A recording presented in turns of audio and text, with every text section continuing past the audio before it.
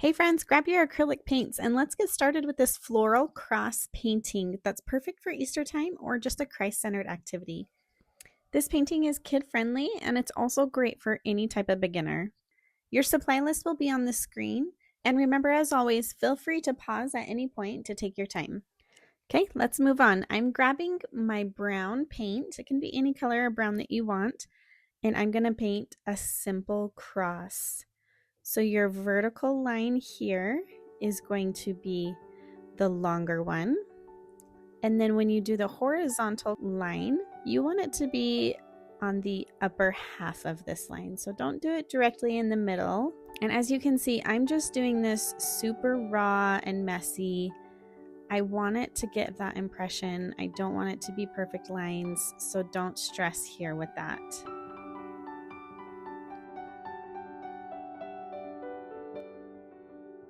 To give the wood a more natural, weathered look, I'm going to add in a second color of paint. I'm mixing a little bit of white into my brown, and I will add a few strokes into the cross, making it as messy and natural looking as you can. Let's move on to the flowers. The first flower color I'll work on is pink, but you're welcome to choose any color you'd like here. As I paint each flower, I simply press the brush onto the paper and lift in different directions each time. They literally look just like blobs right now. But these flowers are not supposed to look perfect, and they might look funny and nothing like a flower, but trust the process. You'll see it soon. Do a variety of sizes right here. Have some of the flowers close together, some more spread apart. Just make it interesting to look at.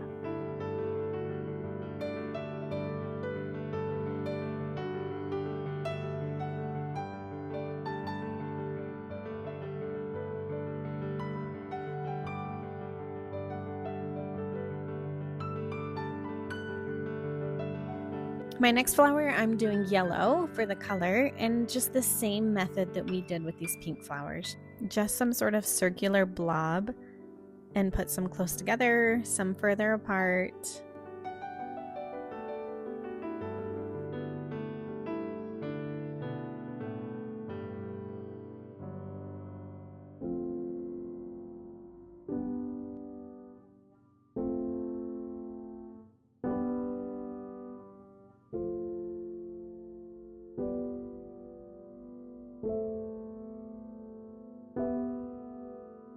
All right, I'm getting my purple color ready, and I'm gonna paint this flower in more of like an upward position, kind of like a hollyhock flower or even a lavender.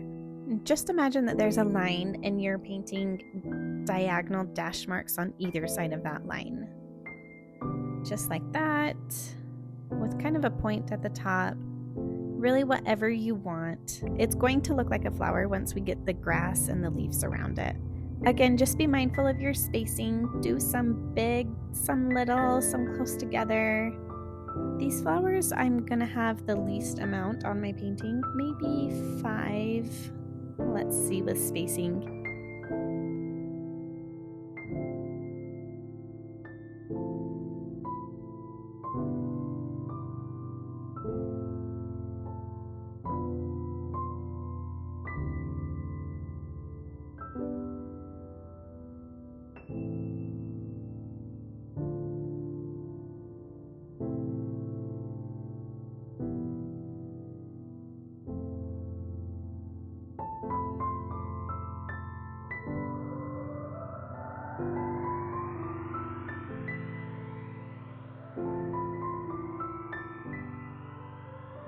Now let's get ready to paint the grass. So we are going to need 2 different shades of green, a light green for the base of the grass and then a dark green for the blades of the grass. I don't have 2 different shades, so my first color, I'm just going to add white to it and use that as the base that we're going to paint right now. And I'm just gonna go around each flower and leave a white space. You don't need to go up and touch those flowers. Just be messy. It's gonna look kind of funny, but again, you just gotta trust it. Go all the way around. Just be mindful where you want the top of the grass to be. I want my flowers to be poking out quite a ways, so I'm just gonna stop it around this section. I'll speed up this process just a little bit, but feel free to pause it and take your time to get it how you want.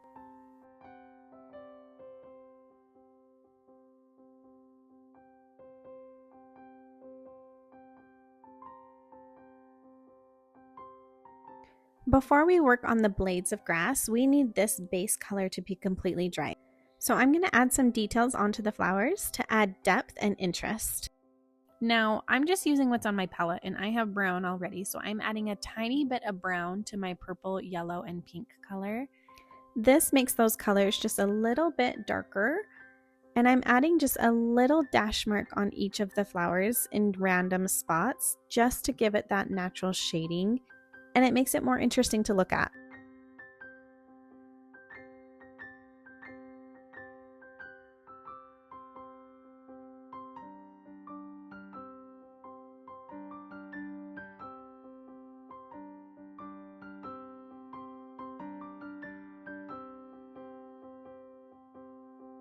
For these yellow and pink smaller flowers, I decided to add a little tiny white dot on each of them as well.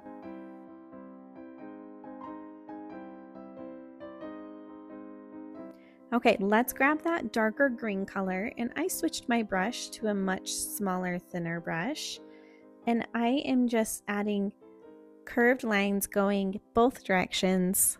And make sure you do some shorter and longer and curving in different directions just to make it look more natural. Some of the blades of grass can go in front of the flowers as well. Just have fun with it as we are finishing up the last details.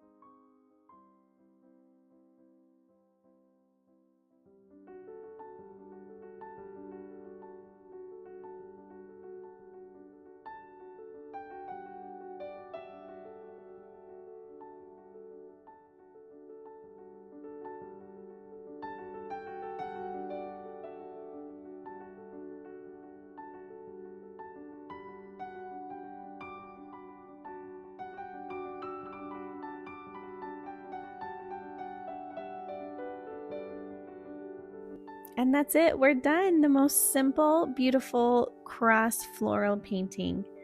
Thanks for joining with me today, guys. Bye.